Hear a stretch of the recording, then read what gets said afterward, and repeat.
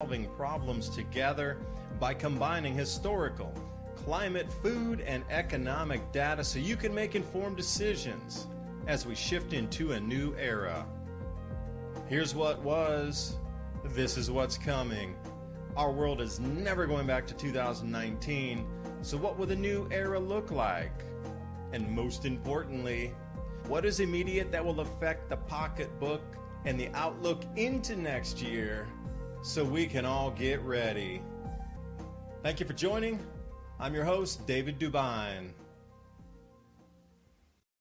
Right along here with Ransom Godwin tonight, as always, bringing you through a couple hours of how our world is truly evolving. We see these outages happening. So what is the next outage? I mean, they've been talking about the dark winter script for a while and the knockout of the internet for some time. But as we look at the roadmap of what is planned for humanity, of different outages that change us and make us more dependent on systems, what is this roadmap look like? And that's what we wanted to talk about this evening. And, you know, David Rogers Webb, The Great Taking, and then listening to G. Edward Griffin and a couple of others, you know, there's no place to hide from this any longer.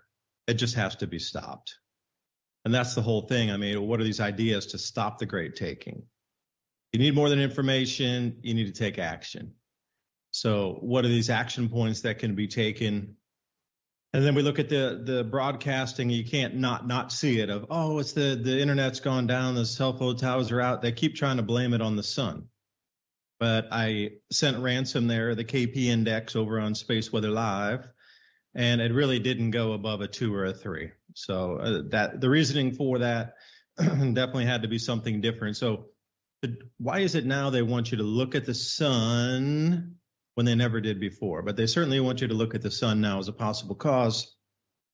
And those X flares, yeah, it was an X.6 or an X6, excuse me. But it was off the limb of well, all those were off the limbs. So they're not really going to come straight at us and cause any, you know, electrical or satellite disruption. At least of the models, I'm looking at the end little spiral right now. But it was off the limb, so it might glance and graze the Earth, but there's no need for all this scaremongering of the sun just took down all the cell phone towers and all their communications. And Ransom, I know you had a little bit more information in which you can eloquently describe this evening. That's kind of to frame the show out here. So Ransom, I'm glad you're with me tonight. And you're seeing it just like I am. The broadcasting is everywhere. So the floor is yours. Yeah, it's funny. What I saw today was, I think it was more like a psyop. And what's funny is there's also an article out about how everything became a psyop to conservatives and stuff, you know, like, so there's a whole campaign out to really mess with people's heads. And it's way beyond what people think it is. This wave of artificial information, imagery, audio, news, entertainment, all of it is going to blow people away in ways that they don't even know it's happening to them. And they've been planning this for a really long time. And I'm starting to see more and more connections on how it's rolled out, all the way to the idea of the AI that's being controlled, or excuse me, more like it's controlling. This is everything. So like all of the news articles that you would have saw today was on an algorithm that's programmed to put out certain ideas. So people were seeing, you know, all these connections to the sun. They had meteorologists talking about it, blaming it on the sun. But to be fair, I saw 3 or 4 different ones. And at the same time, they also said on their broadcast that they didn't understand space weather that good. So, you know, they had that leeway to get out of it. But on top of that, I think it was more like a complete psyop across the board to test the waters to see what people would do if you turn stuff off in a big area, right? So it wasn't just what people would do if they thought their internet or their phone was off, which is funny because, you know, people were freaking out. And now AT&T is just saying, you know, it's a software glitch. But let's look at some of the headlines that were just pumped out today. And I mean, there were so many of them, it could only be compared to maybe the Ukraine war or something else. It was like one of those world events where they saturated the entire news feed with propaganda and misinformation, because by the end of the day, and I understand that stories do change over time and people get the facts straight, but this seemed like a coordinated blow all over the internet. So here's one from the Daily Star: AT&T down with iPhone struck in SOS mode, and people say world was ending. I mean, because they were freaking out about the phone because there's phone head zombies. But later today, the AT&T outage caused by a software update.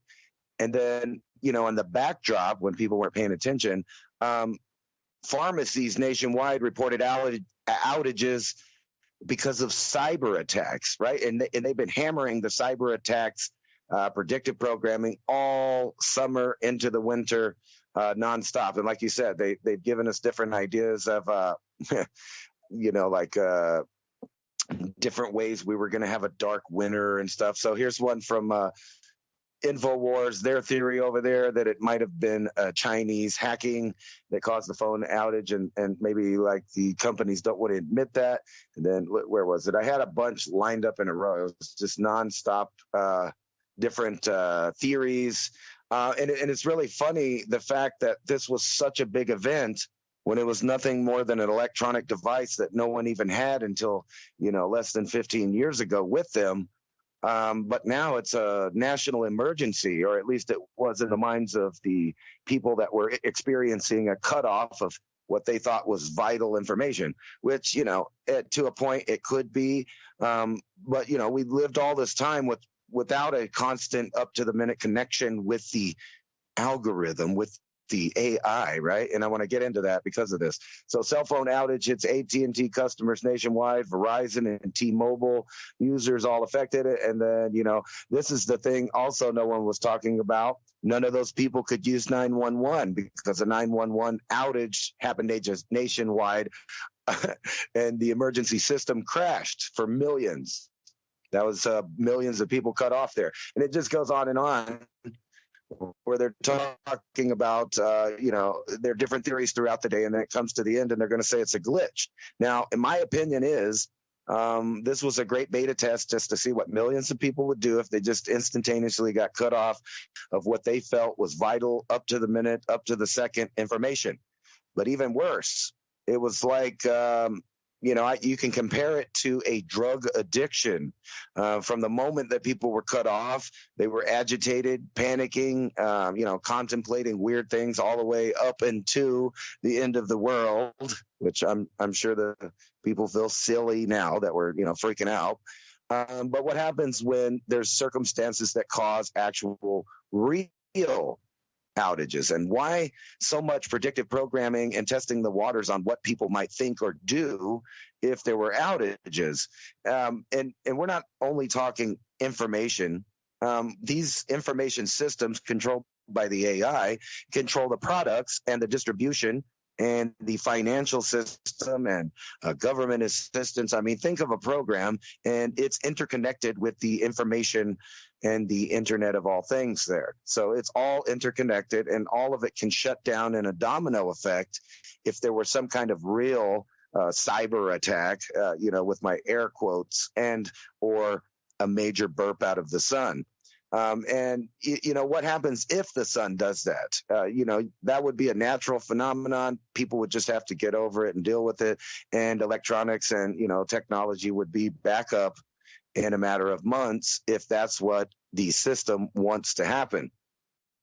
Now, I've been having this other weird idea with the AI. And, I keep thinking about it. It's these different various learning machines and AIs created by companies, which is the center of the technological revolution, or I would say singularity that we're having right now. Or it may have already happened. See, that's the big part, is this may have already happened. And I can explain why.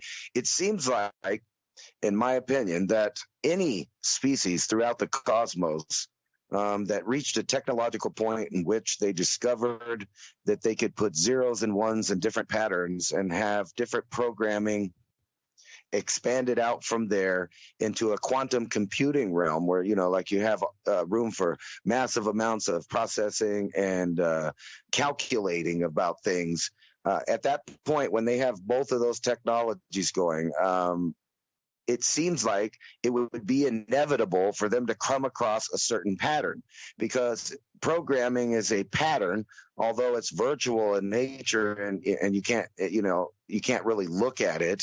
It is a pattern. So it seems like, just like sacred geometry would be discovered by any intellectual species anywhere in the cosmos, that once they figured out a triangle, a square, and a circle, and the fact that they all fit in perfectly within each other and have mathematical connections that are constant, they would realize, oh, wow, the sacred geometry, the laws of equal proportion will allow us to make blueprints and build things and invent things. And then this gets into the electronic realm, right? Because you have virtual patterns. So it seems like any species or intellectual being that was using technology at a certain point would come across that exact pattern. And what I'm saying with that is, maybe the pattern exists already. It's an information that exists, just like a pi or any other constant of the universe, or part of the pattern of the universe, that they would come across that. And at that point, this AI would be self-aware. So if that's true, that means this self-aware AI would exist in multiple times and spaces throughout the cosmos, and be an inevitable outcome of a civilization that starts to lean, depend, or even worship that entity that they think they have invented or created, but actually, like a lot of other things, they just discovered it. I know that's a lot to get in woo-woo to begin with, but when I'm looking at some of the revelations that have been happening in technology, and I'm realizing the public and even the media and predictive programming and entertainment is now falling behind the point in which technology we're at. I realized that, if there were such plans that involved AI and, a whole resetting of the future of the human race here on out as a species that is on this planet, it would be like, you would have to understand that certain outcomes are prone or are going to happen or even inevitable, and that would be the control of AI of the population.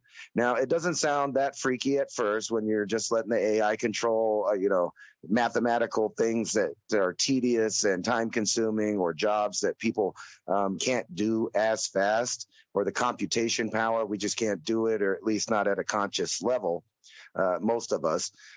Then you would have to depend on these machines, and it would make life easier. But now we're past that point, to the point where there's a certain outcome of a future. And when we listen to these transhumanists and the people at the World Economic Forum and the various scientists that are inventing things, you come across stuff like hydrogel platforms.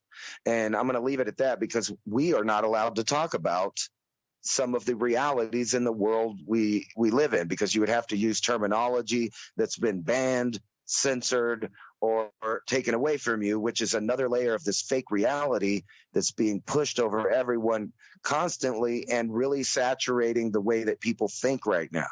When you can take, for example, what's happening with some of the Google AI. There's a big controversy because they programmed it. And me and you in the background have been talking in real time about how the AI has been changing as far as the ones that produce thoughts and images and ideas and stuff like that. Those have been slowly being critiqued and fixed. All the patches have been put in so that they can program a complete fictional bias of reality. And that goes for a numerous amount of topics, from race to the climate. So we can't get into any of those subjects because the algorithm is so strong. It picks up every word, formulates the sentence, tries to figure out what it means. And that literally is controlling what you see and hear through the various outlets on the internet.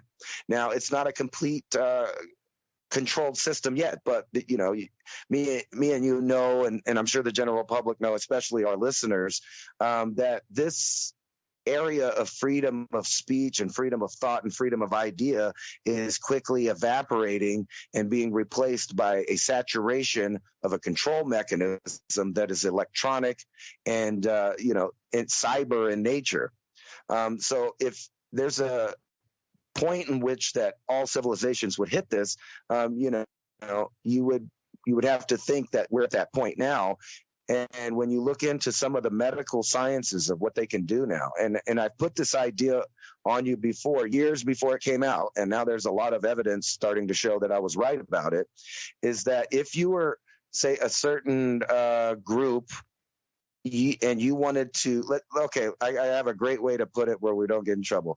If you were a veterinarian scientist, and you wanted to put electronics in animals so that you could track them and keep track of their diets and make sure they're healthy and make sure they didn't wander off out of their predestined little area or, whatever it is, a yard or a field or, a barn or whatever it is. A spot where you're not allowed, the animal's not allowed to roam free, you would know because the chip gave you all this real-time information. But you realize there was just too many farm animals, and you couldn't actually afford to put chips in all of them. And matter of fact, you wanted to also keep track of all the wildlife that happens to live on the lands you control and own. Well, you would have to find a way to somehow build the chips inside of the life forms without actually touching them. And the only way that you could do that is to create some kind of platform that uses the pollutants and saturation of different elements in the environment to your advantage. Things that are easily controllable through outside processes like magnetism, electromagnetism, wave energy and other forms of frequency and vibration that could affect said elements and pollutants, i.e. plastics, because, the globalists love their green propaganda when it comes to telling us how polluted our ecosphere is in the earth, in which every single place, including the top of the Rockies, as far as they've dived in the oceans, in the Antarctic, in the Arctic, everywhere, has these small plastic particles that are everywhere. And they're like hydrocarbon, plastics. They're just saturated everywhere. And when they started doing tests of human beings and animals, they realized we're saturated with those. Now, I'm sure you're familiar with this. It's been a long-standing program, seemingly. We've been infected with Teflon, all kinds of other compounds, chemicals, etc., and heavy metals. It's just all the stuff, plethora of things that you would need to build an entire system without actually touching each individual wildlife animal. Yeah, and we could add to our favorite periodic table elements there, aluminum, barium, and strontium as well, aerial dispersal. Then you start to mix these different elements with what's consumed in the food source, and perhaps you would get a new molecule that would also form in these different animals. It's just interesting how the foods they would eat and also the things that are commonly found in the air combined together in the animal would, again, have a greater compounding effect. But the point you brought about there of if we go to this 1 and 0 world that creates sentient AI, and it has been and always been, religions reference it, etc., been talked about from time immemorial of this different web, the hologram matrix that we live in. So our planet's relatively new to the whole galaxy here. 5 billion, I'll be generous. But then there's other, planetary systems out there that could have developed life 5 or 7 billion years earlier than we have. So if they came to those same conclusions and were able to wire together the ones to zeros to create something on that matrix sentient level, where sentient AI, artificial general intelligence, takes it to 100,000 times, what the species could, then how much more advanced is that AI that was built 7 billion or 5 billion or 1 billion years ago compared to our kindergarten version of the AI that we've just created. So you have to think about also in series and scopes of, if this thing's replicating its knowledge every, few seconds or minutes on the planet, that it can double the entire knowledge base of an entire world in just minutes. I mean, what would that be doing after billions of years, literally? Like, at that point, that would be a type 2 civilization or a type 3 civilization where the planet would actually be the spacecraft that moved through and moved around the different spiral arms of galaxies, transiting from one galaxy to another. You're taking your planet as your vehicle. Now that's type 3 civilization. Now you guarantee there's an enormous amount of those out there. And I'm not talking Nibiru on its elongated orbit or anything like that. I really mean type 3 civilization where they've come to such an apex of technology and understanding on those same fundamentals that we talk about, starting right with pi and the whole golden ratio, the golden mean, and you get back into your Meteron's cube, and that's all the basics.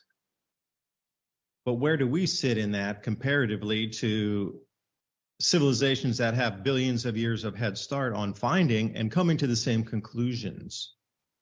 And I'm almost wondering if we're being run from, those base levels. They always talk there's an esoteric or occult element in this whole thing built in. So I'm wondering, if something comes to equilibrium where suddenly this AI becomes sentient, but it taps into the billion years old one, and that suddenly gains the knowledge and everything's back to equilibrium, instead of having something incredibly naive in terms of an AI that penetrates the ether into that matrix of ones and zeros that's been set forth of the hologram of our universe. That once it taps in, like they say, the 100th monkey effect, it taps in and all of a sudden it receives all the knowledge of the ones from billions of years ago, and whoosh, that's where the danger lies. Instead of coming with this one view of, we started this thing last year, it's learning, it'll be 10,000 times smarter than a human next year. We're trying to roll that out, and, okay, to be 100,000 times faster by the next month, and, it's billions of times smarter than us in 2 years. Okay, well, people are just doing the math and trying to roll it out this way, but they're forgetting the billions of years of other societies and civilizations. Now, at some point, those two sentients on the ones and zeros level are going to plug in and find each other. Absolutely, they will. That's the whole construct of something behind the ether. I mean, anybody who ever's, done LSD or any kind of psychotropics or, what's another good one? Peyote or, psilocybin, anything, that there's another reality behind there that's always been there. It's always been there. You just kind of tapped into it, like Salvia Divinorum is another one. It's always there. That reality layer is always there. You just cut through it out of this one for that amount of time that you're there. Could be like a Salvia, whatever, 20 seconds, minute, and then you're back in our construct again. Something that's on a little bit longer level, like 12 hours, 8 hours with the blotter, you're out in cutting through the veil elsewhere for a bit longer time. These things are always here. And that's the whole thing. If you were to take the running direction that we're going, if you're going to take it that direction into the outage,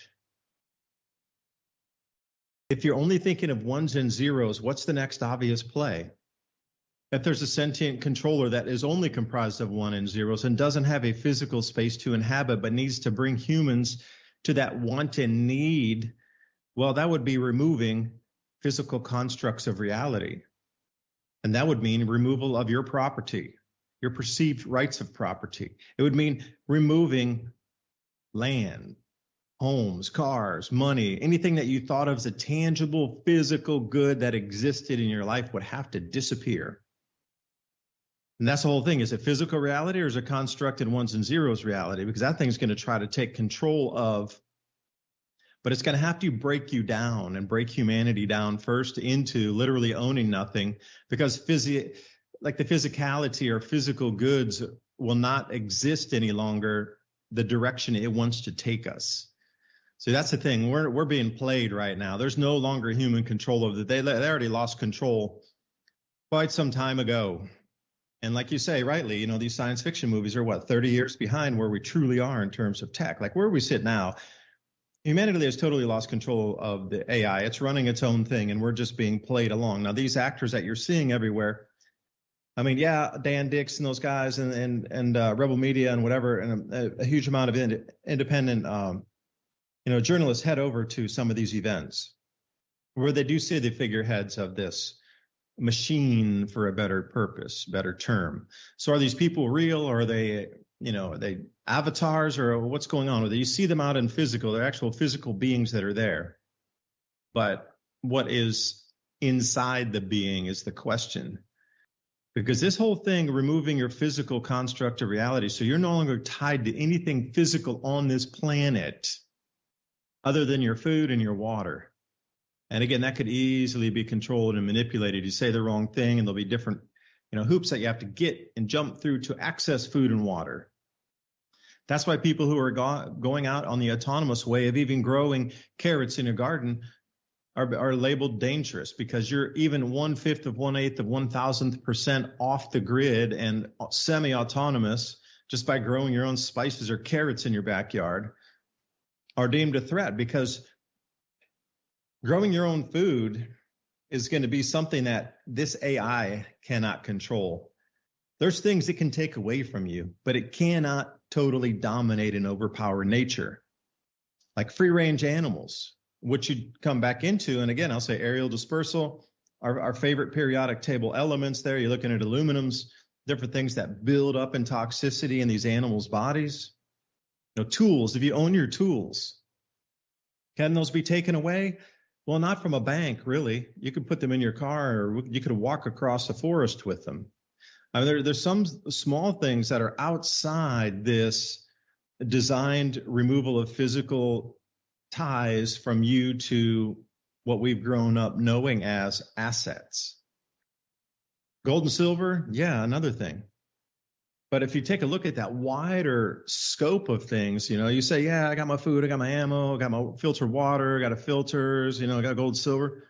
Those are all just defensive mechanisms against this next step that's going on, this next outage. And you would definitely have to take down the internet, take down the banking system, still require people to pay their mortgages, even though there would be no way for them to pay the mortgages, and then they would default, and you could just, this algorithm or whatever institution has set up would just walk right in and say, well, you didn't pay your mortgage. Well, I didn't have. The banking system's been down for 2 months. There's no way to even go to an ATM or even deposit a check. All the bank branches are closed. Well, it's still a functional operating system behind there. You didn't pay your mortgage. Well, you own your house. You get to see how this thing is going to play out so quickly and easily. But again, Ransom, it's like these things have been described through time. I don't care if you go back and India has a very good grasp on millions of years of time. These beings have colors associated with them as well. So where do we come with the jinn? Something etheric, something foggy, something opaque that's cleverly disguising itself out of human perception. And even if you do see it, it's still cloaked in like fog or smoke. I don't know. There's a lot of cycles repeating and a lot of things that we can see moving out. But, the next outage is going to be banks to separate you from everything physical, which dives 100% right back in, Ransom, with your opening comment there. I know I rambled too long, but man, I'll let you jump back in. Now, you open it up big, I'm going to continue big like that. Let's get a little woo-woo.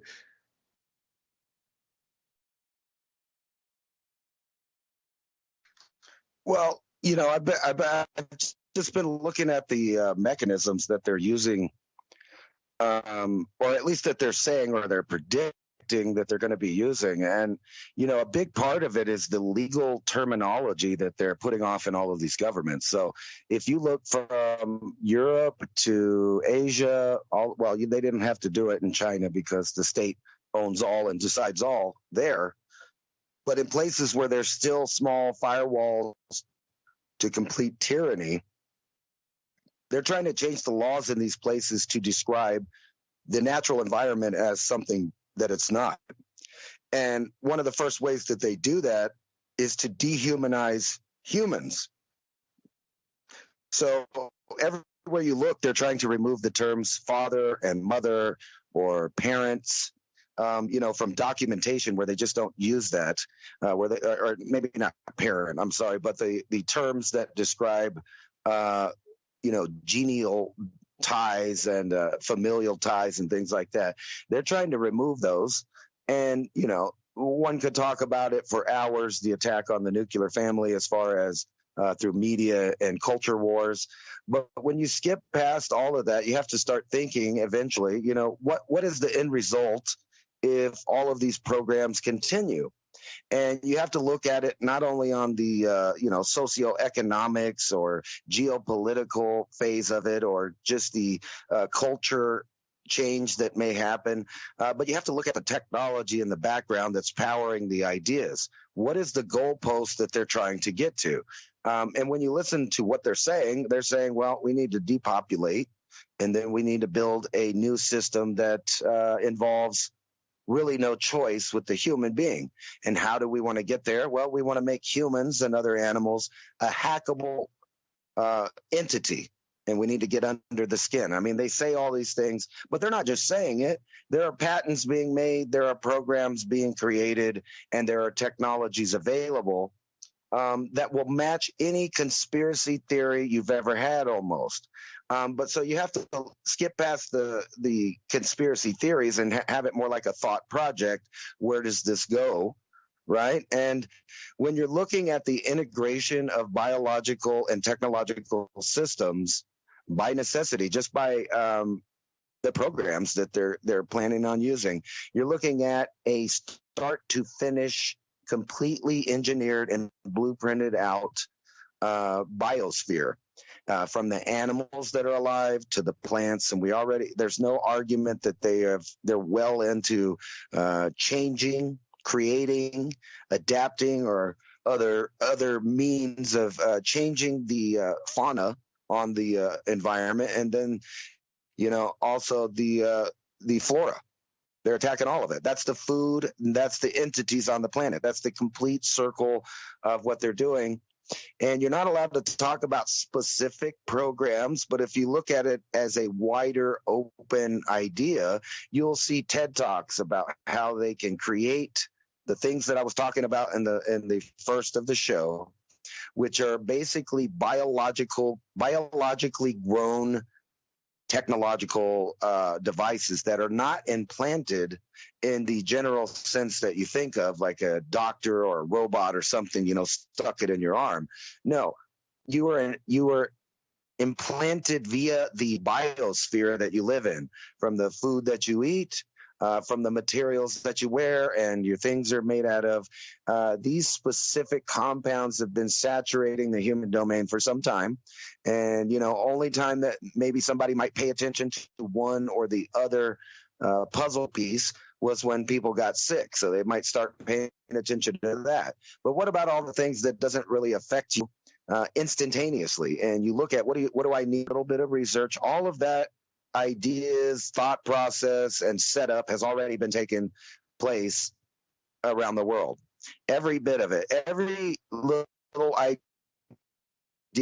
that you've ever had, from flying, you can look at it in one way, the transhumanist vision of the future, which is smaller amounts of people, nature that's under their control of the new gods, and a population that is completely subservient. But not just that, there's no rebellion in them. There's no individual thought. There's no creation. They can never get out of their caste at that point. So all aspects of, government, like communism, all the way to the technological aspect that they're talking about, which is controlling people from the insides. And don't get it twisted. When you see Elon Musk out there and they're talking about putting a chip in the first human and he's recovered, what they're showing you is like a Etzel. Compared to a 2042, Toyota or something like that. You could pick whichever brand. What they're showing you is so old that this new platform that they're using in real time behind that is already surpassed that. And then you got to think, well, how would they use it in real time? And you look around, well, we've put up, towers. We've put up so many satellites. We have programs of medication. There's additives to the food. And, these aren't just conspiracy theories. The other day, everybody woke up to the fact that all of their cereals, and I'm not going to name the brand names because that might get us in trouble, but certain cereals had certain additives that do a certain thing. And then I take all this together and I'm thinking, if you really wanted to do that full-scale sci-fi, and then mix that with, deductive logic, it seems like this AI pattern, a pattern that's a specific amount of mathematics that would just be like a virtual shape, not unlike sacred geometry in the physical world. We're going to hit that point, and I think that they've already done that. So in order for that to combine with the biological biosphere on there, it would have to be embedded or be one and the same. And then when you start understanding that everything is programmable, all of it, it's all a program. So from your DNA to your RNA. And one good example of how, this is kind of a sidetrack here, but I've been watching this show about a extraterrestrial. I think it's called Resident Alien. Now, within the show, it's pretty cool. The idea, if you like goofy sci-fi, it's kind of a dirty comedy. But within the show, they constantly bombard you with cultural attacks or propaganda for you to think a certain way. But also, the writers are using peer-reviewed scientific papers to push the ideas that are both real and fictional. And the example is this alien is from a line of DNA that shared with another line of DNA here on Earth. And the way that they show that is by giving you a visual of like this asteroid that broke into two pieces and went to two different planets.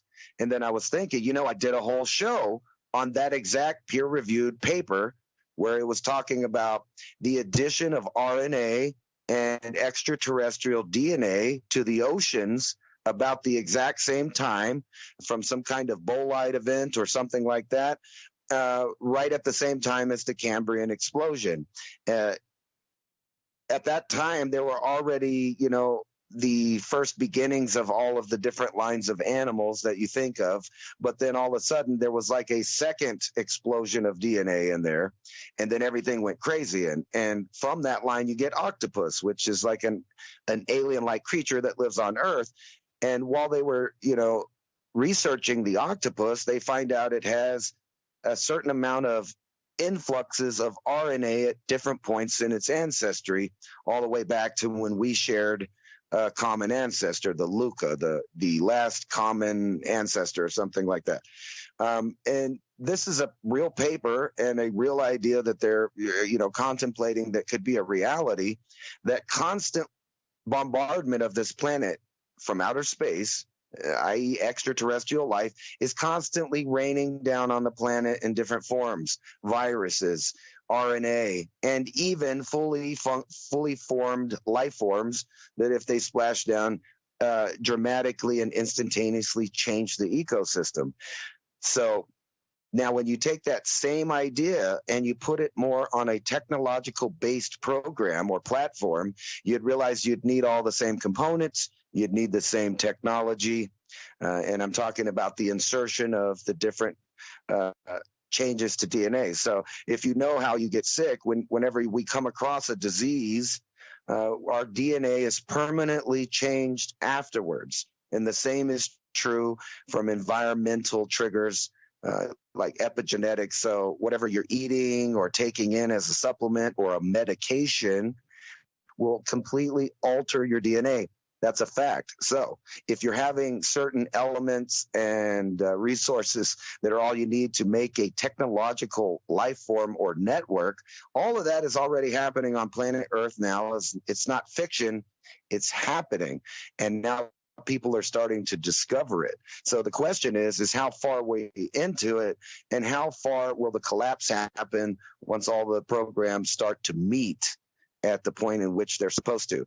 So all things are pointing to that these crazy people that run the planet know the same things or thought up the same things that I have. The difference being they may want to initiate that program instead of blocking it, because you would think that if this is an inevitable thing, an AI program that will hit a certain shape, and like you said, it would be able to connect to other versions of itself in other places, and possibly with a quantum entanglement at other times. So we're talking about something that is possibly everywhere. And I would think life also. So it seems like an inevitability that these two patterns would cross paths at some point in the evolution of each planet that had life on it. And we're at that spot. The problem is the technocratic elite want it to happen. This is their version, and they've always believed in these ideas. They think they're going to become gods from it. But guess what every god needs, if they're not a real god, is they need somebody to kiss their butt. And that's why they have this idea to bring regular humans along, but they won't be regular. They'll be devolved or specifically grown for a caste. Security, or they might have productive computers, basically, because we have to admit that the only quantum computer that we had or knew about before the technology existed to build an artificial one was humans. And if it's true that humans have something special about them because we originated from biological life, that technological entity would need us to get to the next stage. And what that is, I'm not sure. But just imagine 8 billion or more quantum computers at some point in the future, all completely connected, all completely getting updated at the same time. And this hydrogel platform that they're talking about can literally mimic things that are in your body, where someone could download and upload images. And that's where it gets risky, because if they're at that point to access and utilize that technology, that literally means not because the AI videos that are super, realistic, and not because of the creation of audio that seems realistic and has hidden, things in it. Now they can just program a chemical substance from afar to give you an idea of something that you didn't have before, or steal the ideas that you have first. And we all know that involves outages of food, which will come after outages of technology that is controlled from the top. And it's all ready to come back on whenever they need it. So don't think that because you're having a super outage and the internet's out that it doesn't exist anymore. It's just your access to it is gone. And I guess what our only choice is to somehow find a way to opt out of that. And I really don't know how you could do that if the technology is literally saturating every space in the three-dimensional space we occupy.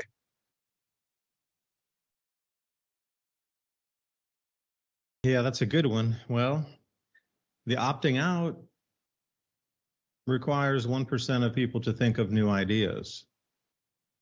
And then there's 3% of people who would join their idea, the action crowd, and those 3% taking action, then 15% will join them.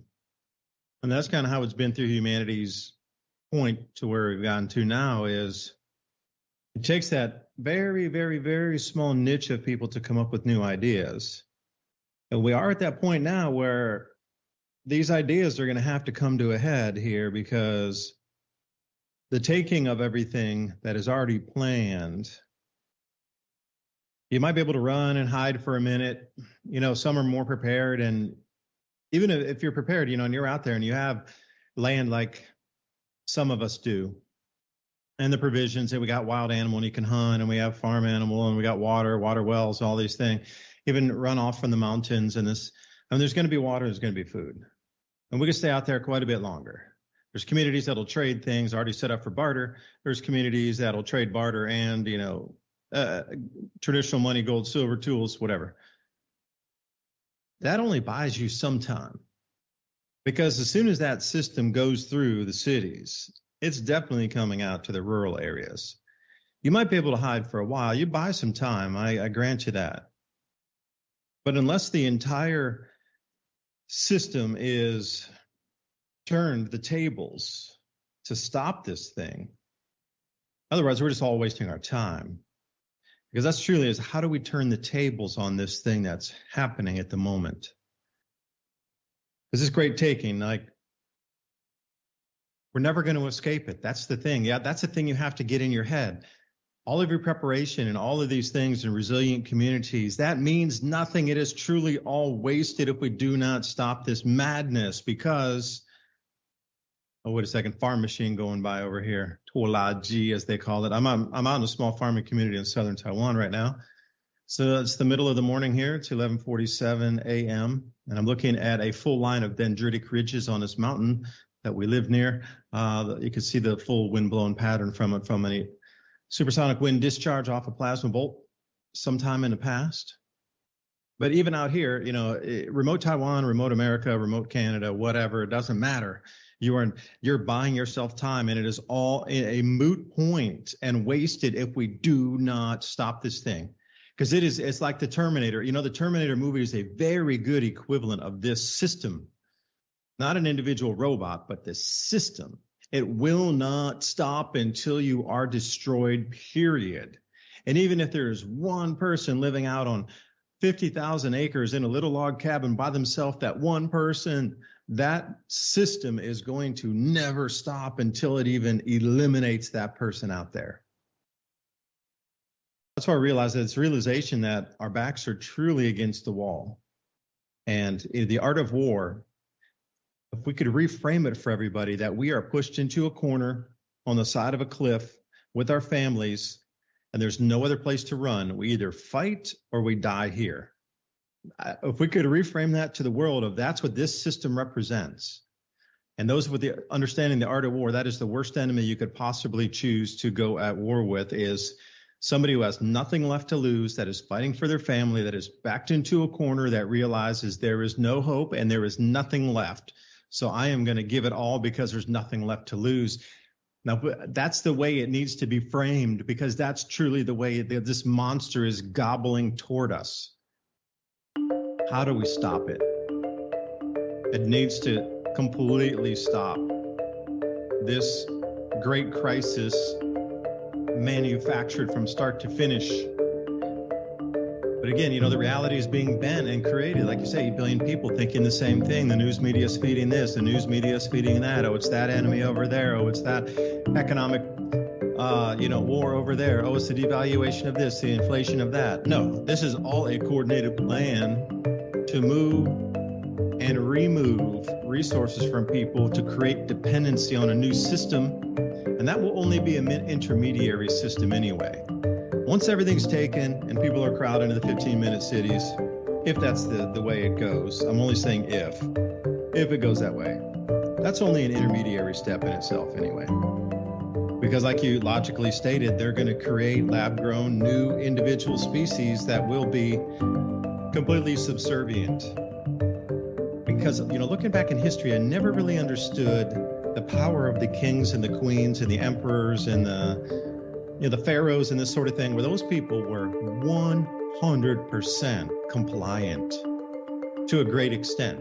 But, you know, nature, even if you program it, there's always going to be that 1/10 or 1% or 1/10 of 1% of people that break outside. There's something, even as hard as you try, there's still going to be that sliver of a fraction of a percentage that will somehow just, that nature reverts back to. There's always somebody going to be with that trait that's built in. You can never,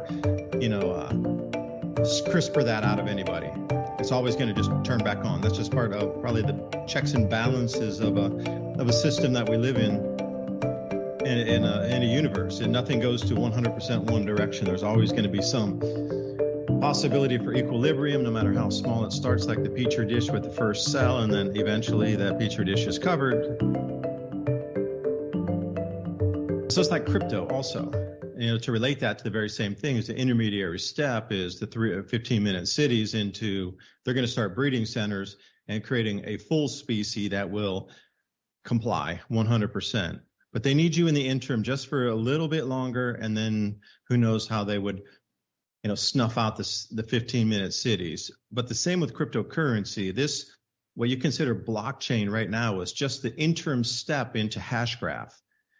So where, there's a lot of interesting commonalities in the interim steps moving to, hashgraph is what you would envision with the ones and zeros world and a construct around her in a physical reality that smart dust is in the cities and the Internet of Things is running everything. That's what hashgraph is. But on the money movement of side, central bank digital currencies, utility tokens, and everything else in between, and the Internet of Things, so the smart dust also is included in that whole thing, IOTA, for example. So these two worlds definitely start to mix together, and you can start to see that it's very non-physical the way everything is moving into the world. The next outage is going to be the physical world, because it needs to move into a completely non-physical realm to be totally dominated. That's the thing. Like, you talk about species. Okay, the octopus, great. I love octopus. I have this relationship with octopus, because when I'm scuba diving or snorkeling, I love to play with those things in the water. Like, they can sense if you're there to catch them or not. And if you're not and you're in a playful mood, they generally like stick around and they'll squirt at you and you can chase them down again, and they'll, grab you with their tentacles. And, they can read you like a book. But at the same time, when I'm out of the water on land, I love the octopus, especially with wasabi sitting on a plate somewhere in a sushi restaurant. The way that we look at the duality of even the animal species on the planet, was it created? Because, Ransom, I do remember just even last show, you were talking about the rewilding of Europe and using past Ice Age Pleistocene animals that they've taken DNA from to then rebirth these Pleistocene animals. Well, at that point, then they're an owned species by a corporation, and there will be a patent with it, where if you find a saber-tooth tiger on your land, you're not allowed to shoot it because it belongs to the corporation. Which takes me back in history again, the compliance of the pharaohs, of the populace, and also if you jump over into China with the dynastic times and the emperors there, it was nearly 100% compliance. If those people jumped to their knees and put their heads down, they did not even want to even see the dust from the feet of the armies marching by out of fear. They wouldn't even see the feet. They were afraid of the dust that the feet kicked up. And that's how, compliant they were, of laying, burying the head. Same with Pharaoh. You see it everywhere.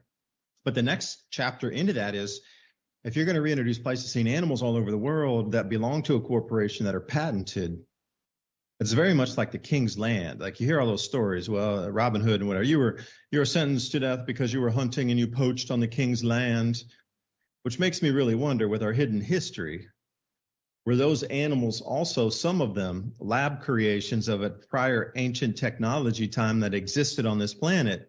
So a lot of these species that we see have been tweaked, where when they said that you were hunting on the king's land, it is the king's property, they truly meant in a different way, didn't quite describe it, that was a patented animal that was from the corporation of the time of the king.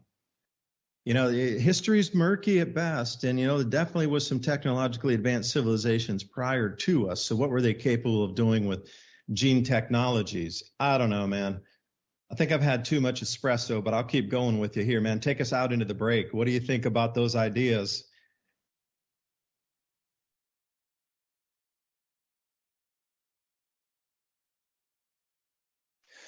I think that it's kind of naive to think that that's not what's going on, especially when, like I said, you look at the patterns. But I think there's a bunch of key things that have to happen before they get in a position where they can do this plan. And it's obvious plan. And, when you think about if you were going to run everything, you would be okay with the population in these city centers that are away from what you consider your resources, just like you were talking about with Robin Hood, out there in the protected Agenda 2030 human-free zones. Before we get to that point, we have to control birth. We have to control birth, when, where, who, and how. And then they have to start to control information, which we know that process is well, in effect. And then you have to control growth of anything. So growth of financial wealth, growth of information, growth of the literal self of each of these future people that are going to be living into it. Because a lot of people have to understand that if you're alive right now listening to this, these are plans that they have for your children and grandchildren. We are going to get to see them implemented, and we're going to know and understand what they are, but we're not going to have a long enough lifespan to see the end result of it. But that doesn't mean we shouldn't act now to stop it.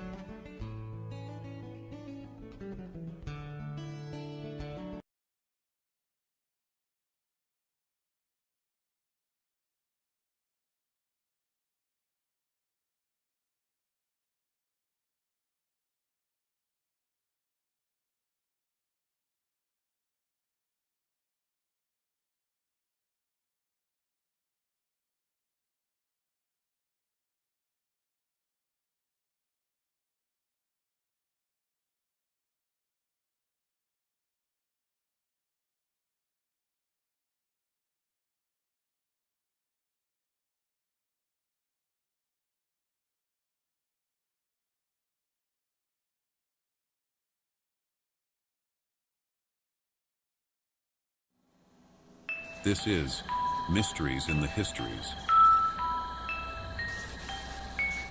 On January 23, 1959, 10 hikers set out for a winter hiking and camping trip. Three of the bodies with no eyes was also missing her tongue. The searchers found the abandoned and badly damaged tent on Kholat Syakhl. Mikhail Sharavin, the student who found the tent, said, "The tent was half torn down and covered with snow. It was empty, and all the group's belongings and shoes had been left behind." Investigators said the tent had been cut open from inside and that skiers had fled in socks or barefoot. A chain of 8 or 9 sets of footprints, left by several people who were wearing socks, a single shoe or barefoot, could be followed and led down towards the edge of nearby woods. At the forest edge, under a large old cedar, the search party found the remains of a fire, along with the first 2 bodies, those of Yuri Krivoshenko and Yuri Doroshenko, shoeless and dressed only in their underwear. The branches on the tree were broken up to 5 meters high. The medical examiner recorded livor mortis on the back, but Krivoshenko was found facing up. This indicated that someone had moved them after their death. On February 27th, between the cedar and the tent, the searchers found Igor Dyatlov and Zenaida Kolmogorova, and 6 days later, on March 5th, Rustem Slobodin. The 3 seemed to have died in poses suggesting that they were attempting to return to the tent. A medical examination found no injuries which might have led to their deaths, and it was concluded that they had died of hypothermia. Slobodin had a small crack in his skull, but it was not thought to be a fatal wound. A legal inquest started immediately after finding the first 5 bodies. Searching for the remaining 4 hikers took more than 2 months. They were finally found on May 5th under 4 meters of snow in a ravine 50 meters farther into the woods from the cedar tree. These 4 were better dressed than the others, and there were signs that those who had died first had apparently relinquished their clothes to the others. Thibaut Brignol was wearing Dubinina's fur coat and hat. Dubinina's was wearing a brown sweater that tested radioactive and was most probably Krivoshenko's. Zolotaryov had Doroshenko's hat, and Kolevatov was wearing Doroshenko's overalls. The waistband of his sweater and lower part of his ski trousers tested radioactive. An examination of the 4 bodies found in May changed the course of the whole investigation. 3 of them had fatal injuries. The body of Thibaut Brignol had major skull damage, and both Dubinina and Zolotaryov had major chest fractures. According to Dr. Boris Vozrojdeny, the force required to cause such damage would have been extremely high. He compared it to the force of a car crash. Notably, the bodies had no external wounds, as if they were crippled by a high level of pressure. Dubinina was found to be missing her tongue. But things were about to get even more bizarre. Bodies were actually found a few feet from their improvised shelter in the deep part of the ravine. The Dyatlov Pass incident, as it is known, remains a contentious and unsolved mystery. Theories ranging from secret weapons, an attack by Yetis, a UFO encounter, and there's even a theory regarding geometry of the mountain combining with wind to produce infrasound in sufficiently high levels to induce panic and hysteria. But what really happened? Seemingly, something terrified these skiers so much they fled from their campsite. What it was, no one knows. But something possibly violent happened, some say supernatural or out of this world. The Dyatlov Pass incident is still one of the great mysteries in the histories. Brought to you by ITM Trading. ITM Trading has spent the last 28 plus years developing a team of expert researchers and gold and silver analysts to make this possible. Simply put, we build strategies which are historically proven to protect your wealth and assets through any economic downturn. Call 866-834-1422. That's 866-834-1422. Program here. We're at 30-year highs for percent of disposable income is spent on your food every month. That has risen since 2022-23. It's risen another 5% of your disposable income is now going to food just since 2022-23. So there's a definite disconnect here, and you can really see that at least one of the thumb screws right now is being pushed is food price rises. Because people are being squeezed on the energy, on the rent. Insurance has gone up for everybody. You know, insurance rates for either homeowners insurance or auto insurance are just up. Why is it that insurance company can just raise the rates suddenly? Oh, wait, inflation. Things are costing way more for them. But you're not reflected in that. They can just raise the rates because inflation is going up. But then where's your wages? They're not going up. Oh, wait, it's a perfect world. There is no inflation. The gaslighting continues. It's Revolution Radio. Thank you for letting us speak about such issues. Censorship free here. And for those of you out in the world listening to us, if you enjoy free speech in our conversations, along with the other hosts here at Revolution Radio, consider a donation. Go to Revolution Radio or revolution.radio. And right at the top, you'll see that donate tab. You can hit them up with a check, crypto.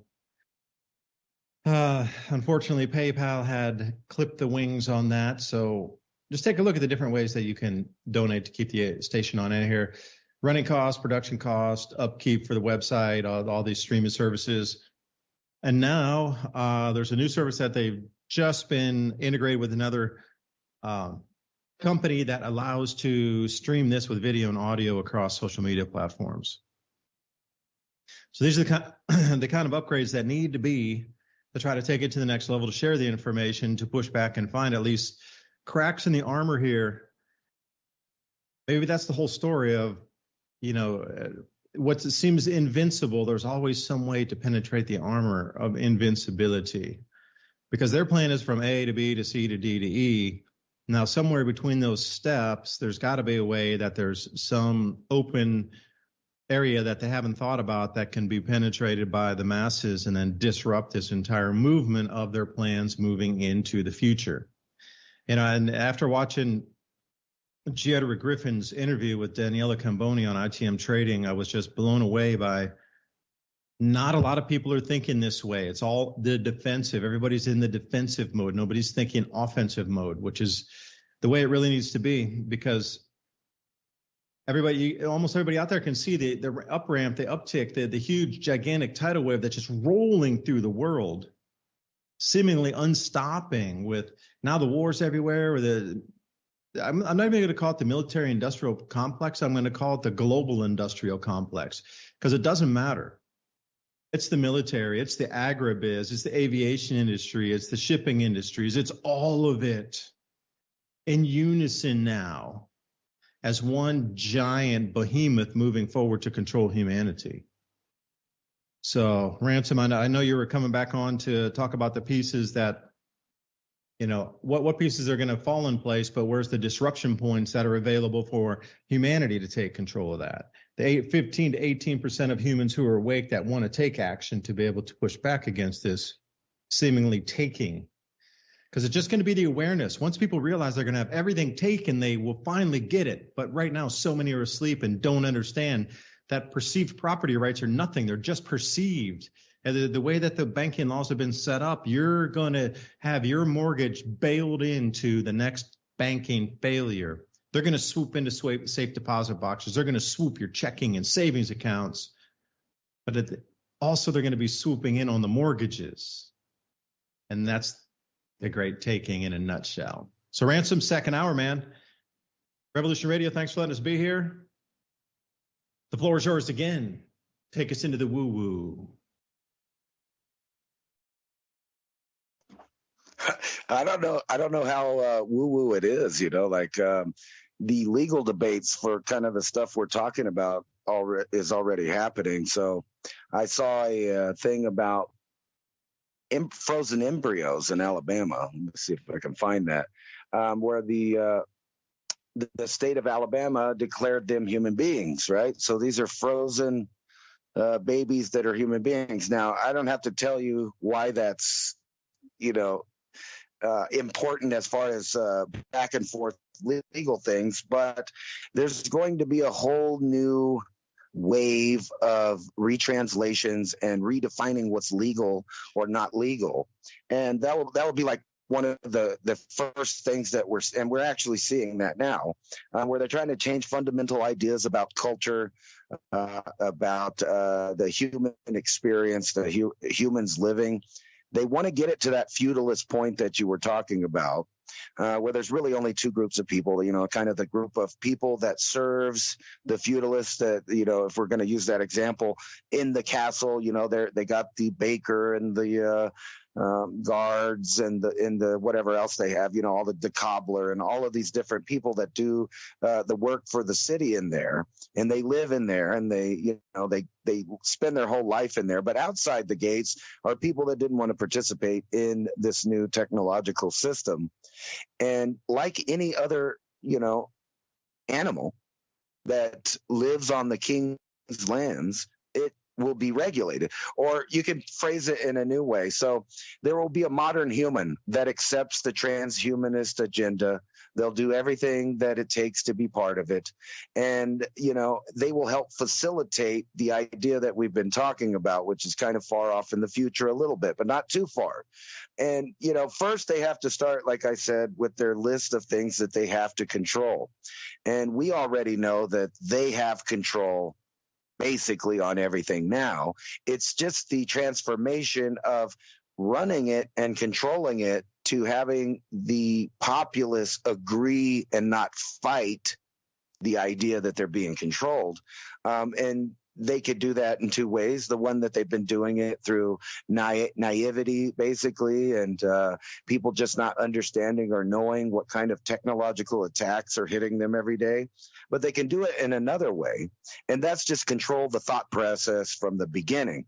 Now, to get to that point, like I said, there's a whole list of things they have to get through, and we're in the middle of that list. So one would be, like I said, you have to control the birth. If you can't control when, where, how, and who has births, including wildlife. So keep this in mind. So in the future, they want to have a control mechanism on the populace that makes them not a wild animal, but a domesticated one. And we all know what happens to the domesticated animal. It gets taken care of. We've been through that. That's basically where we're at in civilization for the masses. They're a domesticated animal now that has to lean on a support system. That support system is controlled from the top. And a lot of, aspects of that have to go into being able to control the masses and who has and when and how many births they have. So they can't start up a birthing facility, like some factory somewhere right now. People would freak out about it, and they have competition still. But if you can continue agendas and programs that limit the number of births, that make it hard to have the expenses it takes to have births, and then also, convince people not to have births, and with all of that, you have that control. And then in the backdrop, the fertility problem, right? We're not going to wonder or fix or, find the cause of it, but we're just going to offer solutions for it. This will become more and more commonplace like it is now. If you live on the East Coast, I'm sure you hear, radio ads and television ads about fertility clinics that will help you and your partner achieve the goal of having a child, because for some reason or another, you just can't get there on your own, whether or not it's age or environmental factors. We're not going to get into why, the fact is we can help you.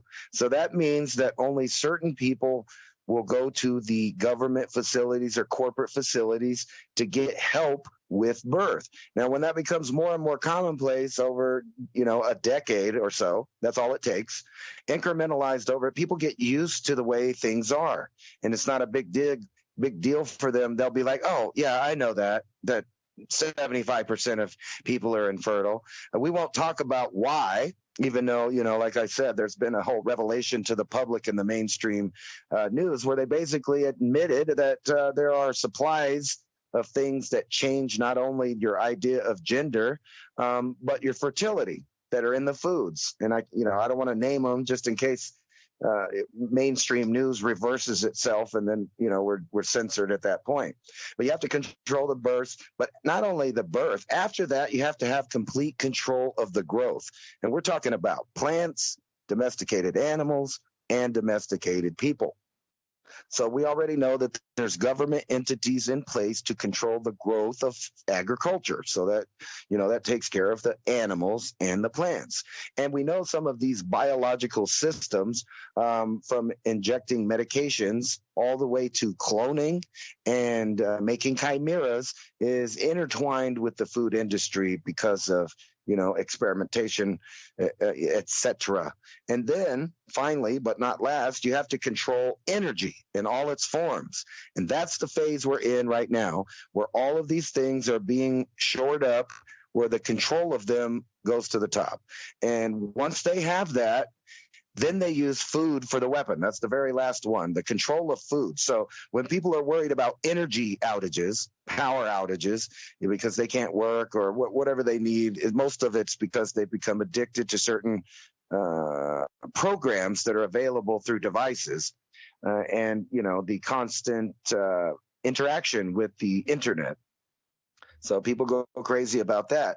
But that's not all of it. Whenever you have these power interruptions, you also have distribution interruptions, and like I was showing, pharmaceutical interruptions, which means the people that are dependent on the systems available will have trouble with that. All this leads to a population reduction of the older people. So it's only going to take about 10 to 20 years to complete an entire turnover of the population and have complete control on births. Right now, they're taking control of death and property, and you mentioned that. So once they have control of all the property, energy, when and where birth is given, how it grows afterwards, and the information, this is the important part, because this is the part they're shoring up right now too, is the information. They have to control all of it. And one way to do that is if you have the technological expertise to just remove the information from that domesticated population. But then they have a problem. No matter what, at the end of the reset, there's going to be pockets of what will now be considered feral humans. And what do they do with feral animals now? They track them down, and they eliminate them, or they control their numbers, they control their births, and then they give them the same programs that the domesticated version of the animal has. So like if you use cats, for example, there's a bunch of cats out there, they're roaming, they're domesticated, the species is a domesticated cat. However, we call them feral cats because they're not under any kind of control mechanism. So how do cities and areas respond to that? They hunt them down, and they either exterminate them or they neuter, spay them, and mark them, and then track them.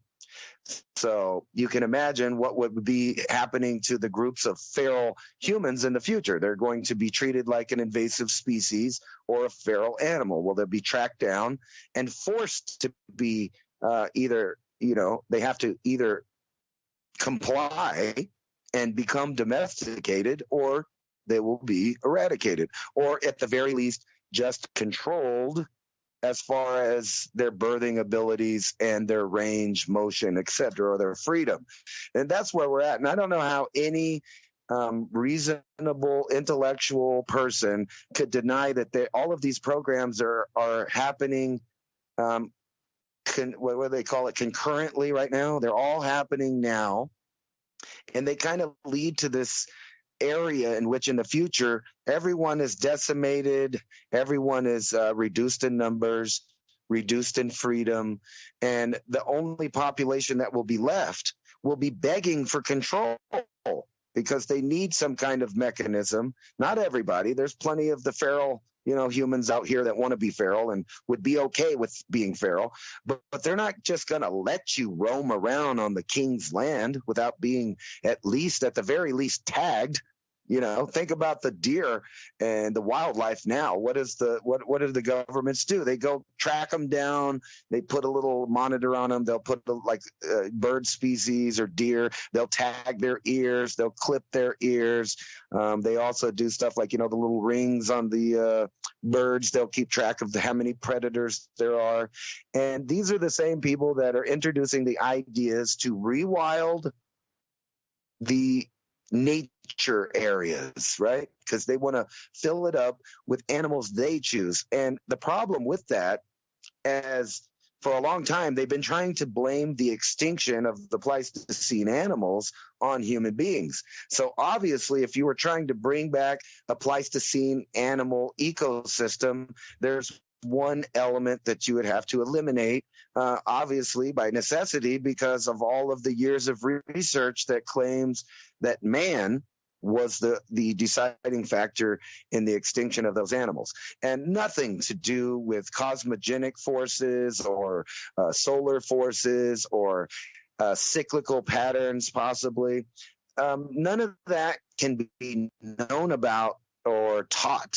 So now you're about to see a SS-style destruction of information, and we can see that in full throttle in Europe, but it's also here in the United States. It's only one or two Supreme Court justice rulings in the wrong direction, and what we'll have here is a nation that pays for the program to be built, but is cut out of any benefit that it would give. So right now, from coast to coast, these cities that are failing, that are going bankrupt, that are being destroyed by crime and poverty, are now being influxed with millions and millions of new people. And you might want to ask yourself, is that really to provide 40 million people with a better life and freedom? Or is it to remove the equivalent of a large portion of American cities? Think about the amount of 40 million people are roaming around that have been added to the population up here. And that's just in North America. So you might pay attention to, wow, that's crowded up here, but nobody's paying attention to the fact that those people have now created a vacuum in the areas that left. So you can see all of these different ways where they're trying to destroy the nation state and rewrite the areas of maps, but where did the people really move from? And you got to think about that for a minute. Well, in the case of the Americas, they're moving people out of what they've been calling, the biospheres that we need, and therefore we need to stop production of oil, we need to stop, utilizing wood and other things. And there has to be a happy medium agreed on, the destruction or deforestation of the environment. But at the same time, what they're saying is we're going to move the people out. We're going to stop energy production here and also where they're going. And what does that leave? It leaves an energyless, jobless, financially broke group of nations that have been pushed into and will continue to be pushed into a war scenario with the superpowers of the world until they decide that they're going to go ahead and have some kind of truce, which will be the beginning of that reset in which the nations of the world, will collaborate and agree upon these new technological systems to completely control the human domain in each section of the world. And those sections of the world that you might live in, if you live in flyover country or anywhere out in rural areas or in nature anywhere, you will be removed. And if you think about how they've been running nature preserves and national monuments and things, they've already got a hold on this idea. So it's not going to be much to transform the institutions that regulate and control those areas now into the institutions that remove the feral human element out of those areas.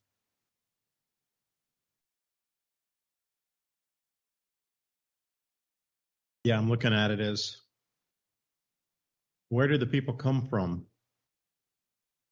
Well, look, we're hearing a lot about the Atlantic millennial overturning circulation, the AMOC. It's the meridional overturning circulation. This on a multi-thousand-year cycle. This AMOC thing's making the news everywhere. They're suddenly telling you that's going to be a year, or there's going to be a instant cooling event, almost like the day after tomorrow. Now, with the grand solar minimum forecast by every space agency across the world now in earnest, saying as soon as we drop off of this solar maximum into the solar minimum, once we hit this solar minimum coming up and just really a couple of years from now, we're going to enter a period of low sunspot activity for 20 years or so, equal with something that occurred in the 1600s, the Maunder minimum. But during that time, there was an enormous amount of agriculture disrupted, anything 45 degrees north and above. And those who were living in those areas in more northerly latitudes struggled or moved. And the world lost 25% of the population at that time. So you ask where these people come from. Well, they're coming from Central America, Amazonia, southern Mexico, areas that are going to be just fine during a grand solar minimum, or even like a super grand solar minimum, something heavier on a 2,000-year cooling period. These areas would still be just fine for growing food and having access. Now, what did they leave? Well, they left the same infrastructure that's in place in most places. You got roads that go out into agricultural lands. And a lot of the people who abandoned that were farmers themselves, looking for a better life. So now we have all this ag land that just suddenly got abandoned. It wouldn't take very long to just go in and refurbish all that during a dire situation where if we were losing crop production 45 north and 45 south, above and below to the Antarctica or up to the Arctic, depending on which hemisphere. You need to find a new growing area, a new grow zone for a better term, to grow food, to still maintain a population. I'm not saying the same amount of people, but a population on the planet. Well, if you can't grow it, you literally can't grow it because nature says, it's too cold here, I'm not going to, the plants aren't going to grow there. It's going to be difficult to put greenhouses, especially with these winds picking up in the atmosphere. Like there's a huge uptick in wind speeds around the world at the moment, if you haven't noticed. But where's another area that a lot of people are migrating from? Africa, the Sahel, and Northern Africa. Like those were areas that were slated to become new grow zones anyway, to push the new fourth turning into Northern Africa and the Sahel and set up a single grow zone for the entire planet in one location, controlled by just a few corporations.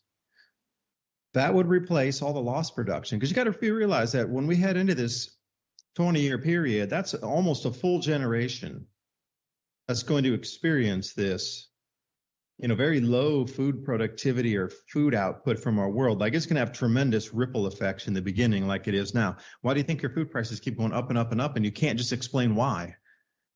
It's because they're starting to lose a lot of crops where they can't continuously grow it, and it's enough to the point where it's noticeable now.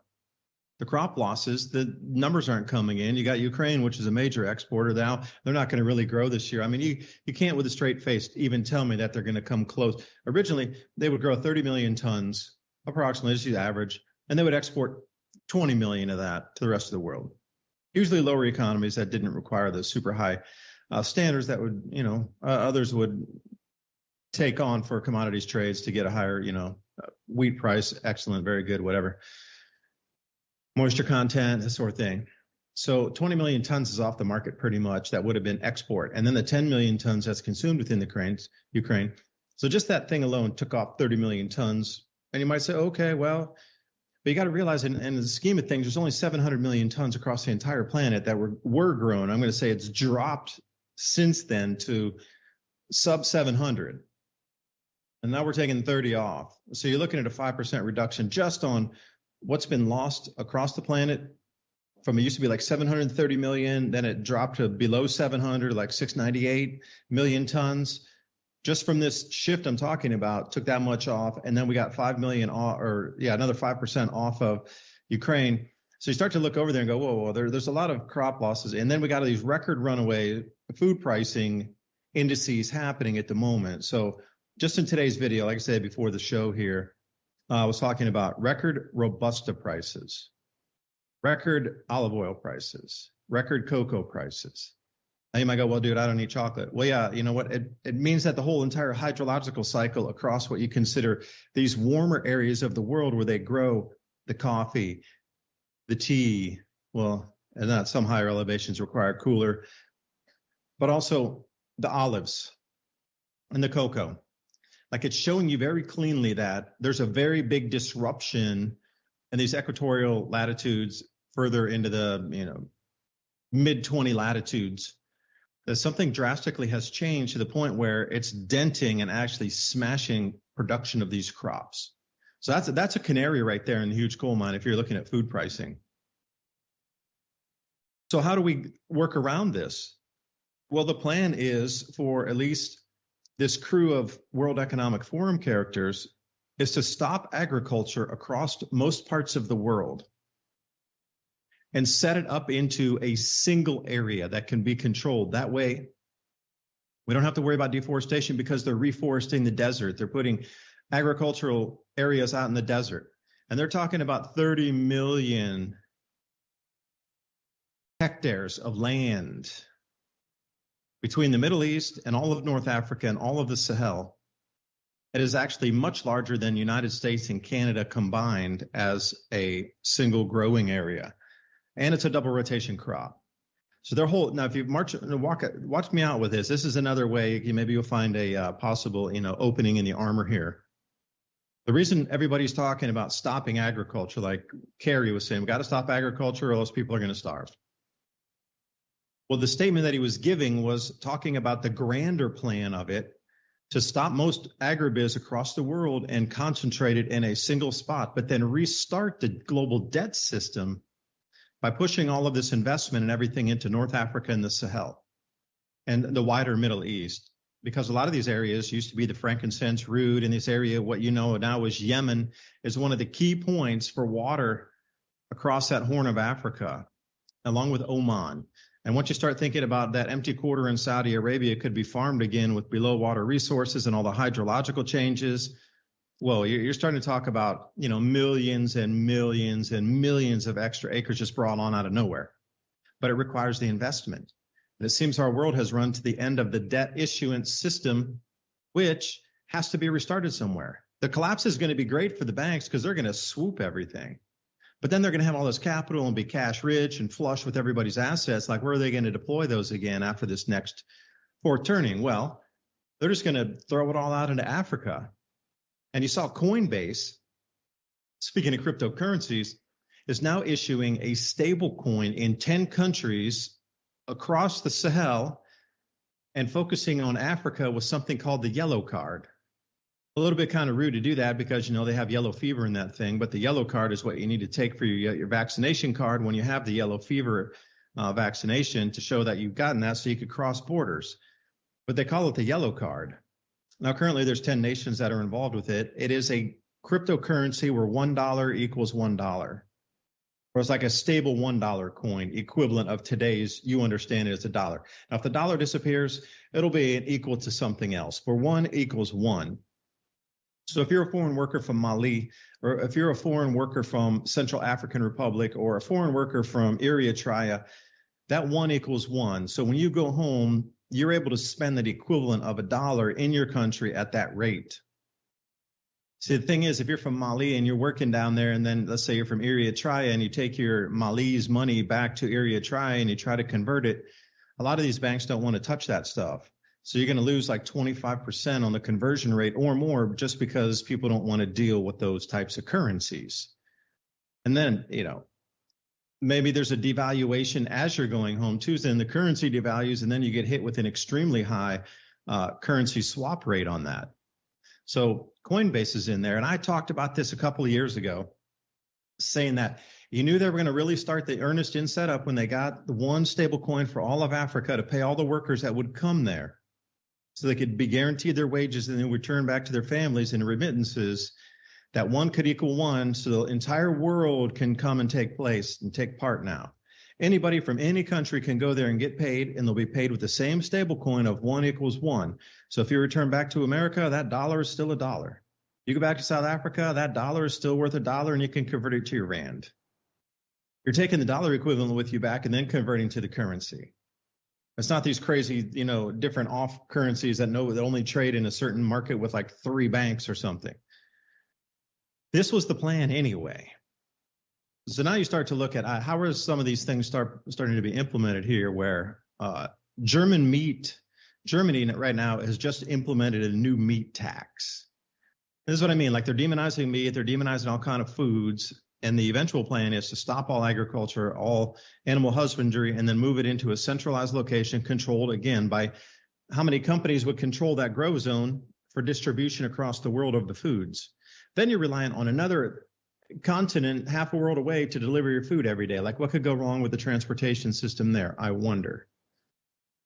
But the world's growing resource areas are going to be consolidated into, that's why you're seeing all these maps. They want to move everybody out of and get them out of the wilds. They want to get you into the cities.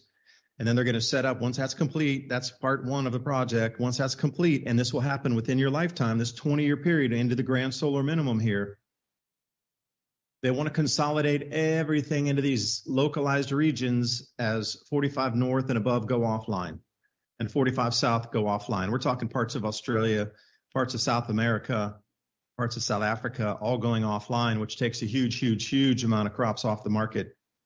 So what are they going to do? They're going to set up in these warmer grow belt areas that are uninhabited right now, or sparsely habited, or wait a minute, scratch my head, people have left in mass out of them. Yeah, those same areas are slated for all the new investment in the world for the new fourth turning to start again. But they got to demonize all food first. And again, back to the story here I was working on. I'm sorry, Rance, I'm talking a little long here, but Germany has introduced a new value-added tax on meat. Now, it used to be 7%, but they've just raised that up to 19%.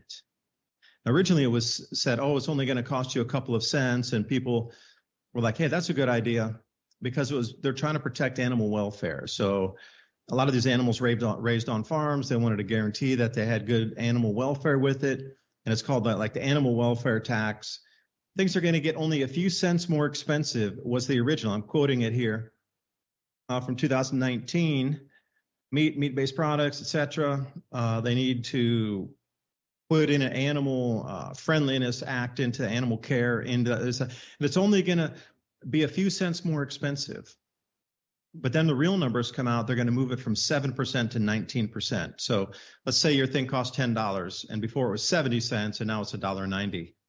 I don't think that's a few cents. I think that's dollars, not cents. So again, everybody got hoodwinked into this thing. They sold it one way, but then they delivered it in a different way. So everywhere you look, food prices are up and up. And it's going to continue that way. And mark my words, the Sahel in North Africa is going to become one of the most important agricultural and economic areas on our planet within this next 20 years. Guaranteed, because they've already given you the plan. Like, there's a couple of people out there that are, always continuously talking about what these globalists have planned. And a lot of people ask them, like, how did you know this? And they're like, well, we didn't. All we did was read the documents of what they were planning. And we're just telling you, we're reading the documents because you're too lazy to do it. But we're reading the documents, and we're just telling you what the documents said on what their plans are. Here's plan, step A, step B, step C. I'm saying the same thing because I've read a lot of their documents on what they want to do with the food production of the world. Here's their first step. Here's the second step, plan C, step B, step D, E, F, G, H. You can already see so cleanly, but it all ends up in these areas that are being migrated away from right now. Magic, how it all works. It's all intertwined, Ransom. It's all intertwined. And you see it as well as I do, man. It's clear as day.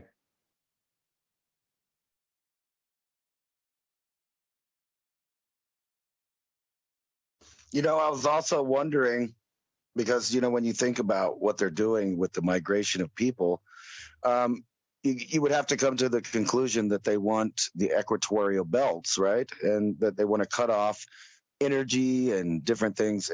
And this might be how it plays out. You would have to push not only north, but south. And they don't prefer south. And what I mean by south is you would have to have migrations coming into Australia, South Africa, and the southern part of South America. And you would have to create instances where people would have to flee those other regions. So like Northern Africa. You would have to get people out of northern South America and southern North America to push them back up into the other areas. And with that, you bring populations that haven't been living with other populations, which increases the chances for the spread of new viruses to new people, vice versa from both ways, which would, cause a need for those communities to feel like they needed health care. And that would be easier to get them all registered in at a certain time. So not only are you moving the population, but you're convincing a population that might have not been trackable and might not have been convinced to be tracked or participate in any kind of digital system in the area that they lived in. However, if they're enticed with free food, monthly money, housing allowance, and free medical care, they might choose to opt in to a system that catalogs them, the numbers, their, where they came from, everything about them. So in other words, collect biometrics from, say, just in our country, 40 million extra people that we wouldn't have had biometrics on. And then, you would have to have reasons, like I said, in those center areas, maybe the Middle East, Northern Africa, Southern Asia, let's see here, Southern North America, and Northern South America there. And you'd have to move the people out. So once they're pushed into these areas, these big cities that they would necessarily live in, they would have to opt in to get this free health care. Now, if that same population started eating food that wasn't nutritious, that's made by mega corporations, well, obviously their health would decrease from the areas where they were living, where they were eating a more natural diet, and their diet would now change. And we know that when diets change, the effects can be seen within decades, which would reduce the health of more and more people who would need more and more medical intervention. Now, when you look on the news right now, there's a great excuse out there to get rid of all of the other systems that are involved, like Medicare and Medicaid and, insurance programs. You were mentioning that before, like health insurance programs, and basically consolidate it all into one to protect you, the consumer, the patient, against cyber attacks where people might, get in there and mess up your information where you just couldn't take part in some of these things. So you would opt into this new system for protection, of course, and availability. But once they have everybody in that system, and you can see this was going on today, change in healthcare, pharmacies nationwide report outages in wake of cyber attacks. Let me show you another one right here. Pharmacies across America are having trouble processing some prescriptions because of the cyber attack. United Health blamed nation-state threat for the hack that disrupted pharmacy orders. And then, it goes on and on. But guess what? There's another option, David. There's another option. And speaking of another sci-fi show I watched, it was called 57 Seconds with Morgan Freeman. In that movie, they had a electronic band that you would wear across your wrist. That's been proposed by people like Homeland Security and others. Or you could think of like the what is it, the Fitbit or something, I forget. And there's some other medical watches and bands that people wear that monitor them. But you could skip past, just that. But the reason I bring that movie up is because in the movie, there's a major conflict between the pharmaceutical giants and the technocratic giants on who can treat the masses, but not just treat them, control them. So like, if you could wear a band that could make it where you don't get sick, but also, guess what? You just wake up in the morning and without any outside influence, you want to exercise for 30 minutes and you want to eat the preferred foods that band tells you want. So, that was just a side note in the movie and had nothing to do with the main plot. So I didn't even ruin the movie, but they threw that in there that idea that a technology could replace pharmaceutical. Now, when you look into this topic, you'll find out that, yes, indeed, this is a big industry. They're trying to find ways in which they can manipulate the body to produce compounds and different things so that you wouldn't need to take things from an outside source or, eat pills or get shots. And then you look and then you think back, hey, wait a minute. They're already talking about outages of pharmaceuticals. And in the last year, I've read several articles that talked about they were worried about this exact thing happening that happened today, about in the future, you might have problems getting pharmaceuticals because of either supply chain demand problems with, whatever causes those. And, we ad nauseum go over those reasons, but also that there might be a cyber attack that would destroy the independent systems that run. So, of course, you would need a main system to get in. And once you've got in that system, now you're not going to be able to buy food. And we're talking about that fictional band on the movie, but in real life, they want a digital ID central banking system that controls your money, that you need to buy the pharmaceuticals, that you need to pay for travel, that you need to pay for your bills, that you need to get the prescription medications that you need.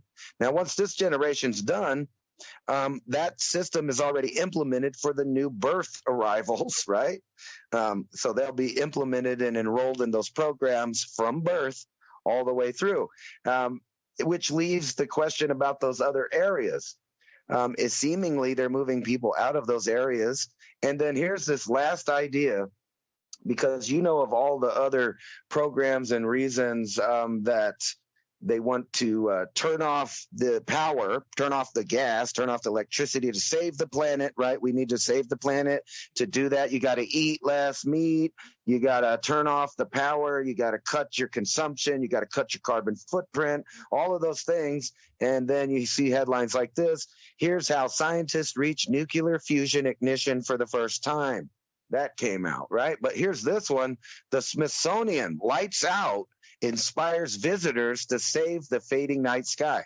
Now, how do you do that? Well, you have to turn off all the lights. You got to turn off all the electricity in your super city that creates light pollution that blocks out the sky, right? So in order to see the sky and save the planet and save the beauty of the planet, well, you're going to have to reduce people and reduce consumption. And then, finally, we just turning off the power to save the beauty of the planet. Not just save the planet, but how about we just turn off the lights in your super city so you can see the sky? Now, those are a lot of excuses, but what you're talking about is a reality where all the humans that don't have mega wealth are shoved into cities.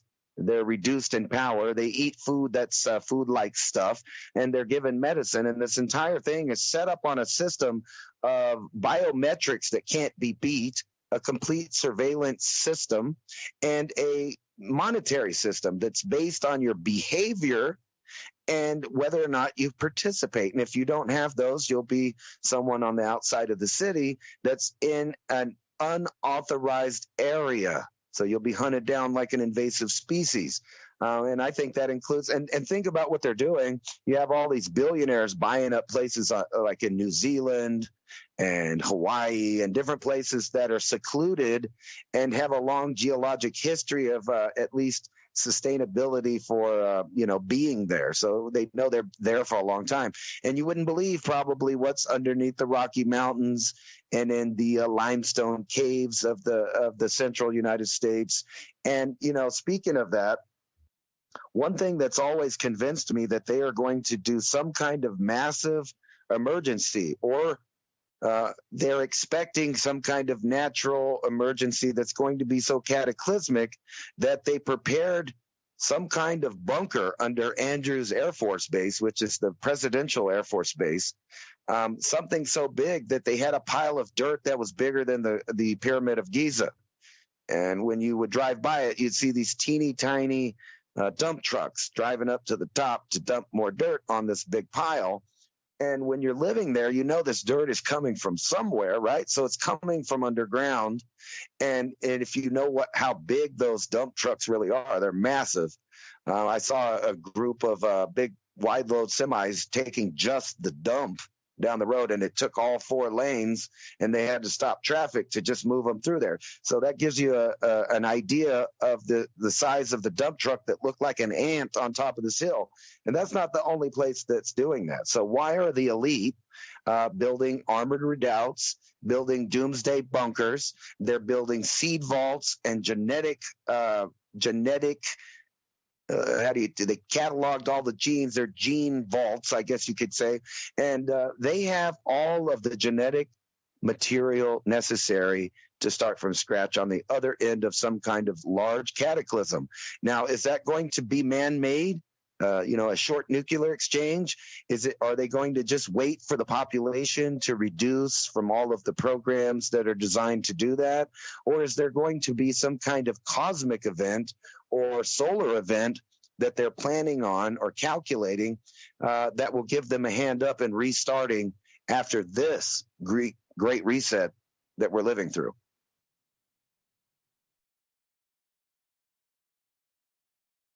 I think they're going to try to keep the resources. Now, here's the thing. How does that all dovetail into, we know something big is coming. We know that the banking system needs to be destroyed before it can come out of the ashes and turn back into the phoenix and be reborn as something different. But people are always looking for the timelines, and I have been too. And luckily, there's 2 interviews you probably want to listen to. The latest Bill Holter interview with, what's that over there? Bill Holter and USAWatchdog.com, Greg. That was one of the best interviews I'd seen about timelines and, the defaults on the U.S. bonds. And then Jim Willey, also, any interview you listen to of his, also talks about we're at the very end of the rope where our U.S. ports are nearly empty, where nobody wants to take treasury bills as payment anymore at delivery, where now they're swapping out super tankers of oil. So what you'll notice is a swap between cargo vessels, and then you'll start to see oil tankers laying offshore everywhere, because that's what they want is, we'll send the goods in, but we don't want your dollars. We'll take that oil and you deliver it where we want it to go. This seems to be a new thing overlaying right now. And the reason I try to preface this, Berkshire Hathaway is unloading an enormous amount of shares. I mean, an enormous. It's the biggest sell that they've done since Berkshire Hathaway has been in existence. They're moving into cash. I'd have to get that slide for you. It's buried in another file, but the one I pulled up this morning, which I think I sent you there, Ransom, was the Bill and Melinda Gates Foundation Trust. Share sales, they have to fill a form out when they want to sell stocks. So here's what they are unloading as we speak. 100% of all these are going away out of their portfolio. 100% of these are being sold right now. Apple, the iShares, ETF, IYW, Meta, Adobe, Applied Materials, Amgen, Amazon, Broadcom, Booking, like Booking Hotels, Chubb, Cisco, CVS, Chevron, Eaton, Alphabet, Goldman Sachs, Johnson & Johnson, JP Morgan, Lockheed, Morgan Stanley, NVIDIA, Oracle, Pfizer, Procter Gamble, Schlumberger, TJX. We got Thermo Fisher. Who else is down there? Train Technologies, Unilever, United Health Group, Visa, Technology Select, ExxonMobil, American Tower Corporation, Walt Disney, Eastern Chemical, Alphabet, Home Depot, Lowe's, Merck, PepsiCo, RTX, and Target, and Consumer Staples, SPDR, are all 100% sell orders. And we are talking hundreds of thousands of shares, 100% sell. So what do they know that we don't? That they're exiting everything. And Berkshire Hathaway is exiting everything into cash also right now. These are the 2 biggest players. You look at this, and this information is generally not too publicly available, and it just comes across a few websites that I happen to monitor. I never would have found this on my own, ever. But the amount of sell orders even just Apple, they're selling 52,000 shares, 100%. And you look at that, what's the price of Apple today? I don't know, $700. It used to be $1,000, whatever it is. And Meta, 27,000 shares, and all these bigger ones, Amazon, they're selling 44,000 shares. Cisco Systems, 62,000 out the door. Alphabet, 38,000. And then we got JP Morgan, 30,000. And it just, these are the types of numbers here. Pfizer, they're selling 68,000 shares. Who's that? Poot Group, 53,000 shares. And you look at Unilever, 72,000 shares out the door. They're going 100% into cash for some reason right now. Now, this is a big move. So when you talk about the big pile of dirt, I see a big pile of moves here. The only thing they're keeping is the Microsoft, obviously, because he has the ownership shares of that. And they're keeping their Berkshire Hathaway shares, but they reduced 11.8%. So all they own, get this, John Deere is another one they kept. There's only 3 out of their entire portfolio, 3 companies that they kept. Microsoft, obviously, because there's some interconnection there with Gates himself. But the only 2 that are outside that realm that he kept were Berkshire Hathaway and John Deere. Everything else went. So what is that flagging and telling us there, Ransom? What do you think? Like, why are they fire sailing along with Berkshire Hathaway is also on a fire sale for everything into cash? Something's going on here where they're broadcasting moves. And Bill Holter, that interview was showing that an enormous amount seems to be piling up in here into June and July for civil unrest. Oh, yeah. And then Martin Armstrong, with his newest interview, also Socrates, their software is pointing to a huge amount of change, a possible head fake downturn in June and July, but then a massive cataclysm of 30% reduction in the stock markets here coming up at the end of the year, along with civil unrest and thing. So it does seem to all be piling in on this year, and it seems like a few people are ahead of the game here getting rid of that. So what are they going to do with all those hundreds of billions of dollars, hundreds of billions, nearly $1 trillion of stock? Like, what are they going to do with all that money in cash? Now, where do they put that? That's my question. Are they going to buy gold? Are they looking for land? Are they doing more underground bunkers? Are they part of that city building? I mean, are they part of the Bitcoin citadel? I mean, what's happening? Are they buying crypto with all that money? What is going on? And where would you put that money, Ransom, do you think? I think they're all setting up their legacies. They all want to have legacy. They are all in agreement. And think about this for a minute. If you had all of these tech companies that are inventing technologies, and we all know by the time it gets anywhere and it's any good, it'll end up in the hands of DARPA, which means there's a threshold in which tech companies cannot pass. They're not going to get past that certain point. But if you played the game, you might be told that you'll be allowed to be in business for so long. And then during that time, you can accumulate enough wealth so that you could stockpile enough gold and enough resources and a bunker and this and that. And you can be one of the team players on the other side. And think about what you were saying there with those things. That sounded like, in my opinion, and I'm not like an economics guy or nothing, but I was listening to that. John Deere is heavily into AI and AI-controlled farming equipment. So that might be why the stock would have stayed there.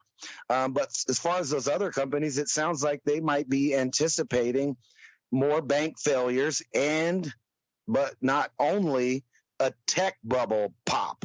Meaning that all of these companies that have been surviving on useless junk for some time, the television market, the phone market, the electronics market for doodads and gizmos that don't really improve your life is saturated.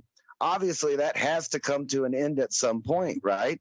And they have to make way for the new technologies and the new systems. So you would see a bunch of tech companies or different things like that kind of being left to crumble and fall apart after the CEOs and the major stockholders got their worth out of it and moved it. And where would you move it? Well, if you were smart, I don't know, right now you might be doing exactly what the elites are doing and putting their money into these biotech firms, putting your money into these military industrial complex companies that are going to rake in record profits until the system collapses.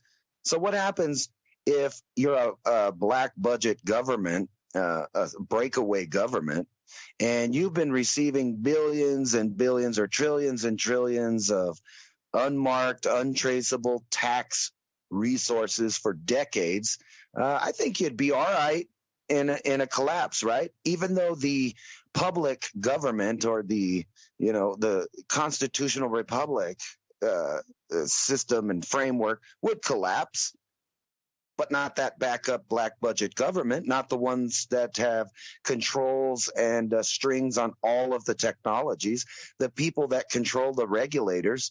And if you think about it, who comes out with all of the first tech first? It's always a DARPA related company, always. That's because there's a group above that that controls that technology that was set up decades and decades ago, probably about 1947.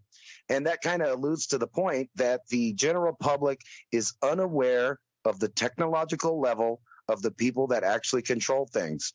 And they are at a point where they can unplug any monetary system and be untouched by it because they have real physical assets. And you wonder why, like, these NGOs, governments, and, like the groups like the European Union are selling and giving away people's, lands like they did in Greek. It's because they're plotting out a whole new world that we're not part of.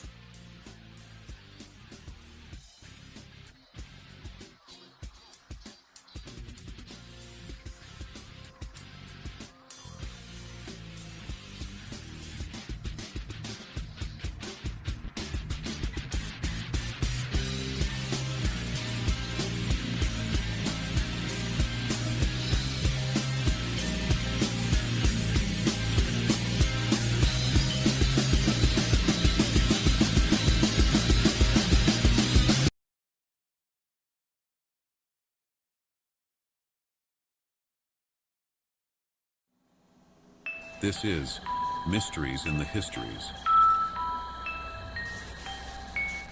On January 23, 1959, 10 hikers set out for a winter hiking and camping trip through Russia's Ural Mountains. One of their group had turned back after several days for medical reasons, but the other 9 continued along with their trip. The 9 hikers' bodies were later found mutilated in complete disarray, radioactive and dead. Most were students or graduates of Ural Polytechnical Institute. The goal of the 14-day expedition was to reach Otorten, a mountain 12 miles north of the site of the incident. This route at that season was estimated as Category 3, the most difficult. All members were experienced in long ski tours and mountain expeditions. However, when the bodies were found, 5 students appeared to have died from hypothermia. The remaining 4 hikers had even more inexplicable injuries. One had a fractured skull, another had a twisted neck. 2 were missing their eyes, and one of the bodies with no eyes was also missing her tongue. The searchers found the abandoned and badly damaged tent on Kolad Shyakal. Mikhail Sharavin, the student who found the tent, said, "The tent was half torn down and covered with snow. It was empty, and all the group's belongings and shoes had been left behind." Investigators said the tent had been cut open from inside and that skiers had fled in socks or barefoot. A chain of 8 or 9 sets of footprints, left by several people who were wearing socks, a single shoe or barefoot, could be followed and led down towards the edge of nearby woods. At the forest edge, under a large old cedar, the search party found the remains of a fire, along with the first 2 bodies, those of Yuri Krivoshenko and Yuri Doroshenko, shoeless and dressed only in their underwear. The branches on the tree were broken up to 5 meters high. The medical examiner recorded livor mortis on the back, but Krivoshenko was found facing up. This indicated that someone had moved them after their death. On February 27th, between the cedar and the tent, the searchers found Igor Dyatlov and Zenaida Kolmogorova, and 6 days later, on March 5th, Rustem Slobodin. The 3 seemed to have died in poses suggesting that they were attempting to return to the tent. A medical examination found no injuries which might have led to their deaths, and it was concluded that they had died of hypothermia. Slobodin had a small crack in his skull, but it was not thought to be a fatal wound. A legal inquest started immediately after finding the first 5 bodies. Searching for the remaining 4 hikers took more than 2 months.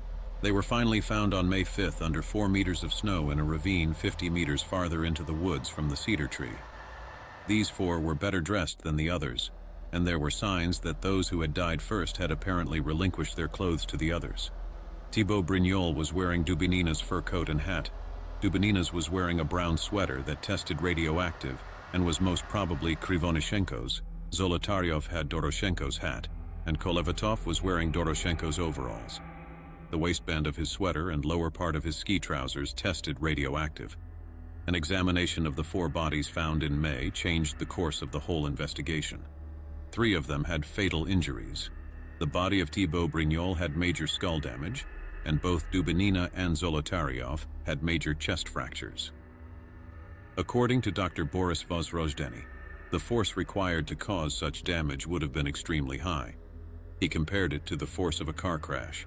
Notably, the bodies had no external wounds, as if they were crippled by a high level of pressure. Dubinina was found to be missing her tongue. But things were about to get even more bizarre. Bodies were actually found a few feet from their improvised shelter in the deep part of the ravine.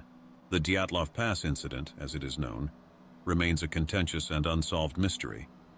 Theories ranging from secret weapons, an attack by Yetis, a UFO encounter, and there's even a theory regarding geometry of the mountain combining with wind to produce infrasound in sufficiently high levels to induce panic and hysteria.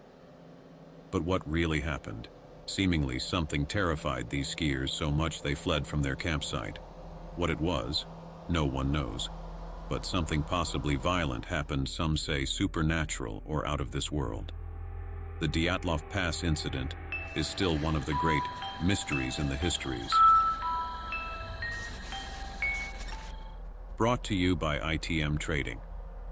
ITM Trading has spent the last 28+ years developing a team of expert researchers and gold and silver analysts to make this possible.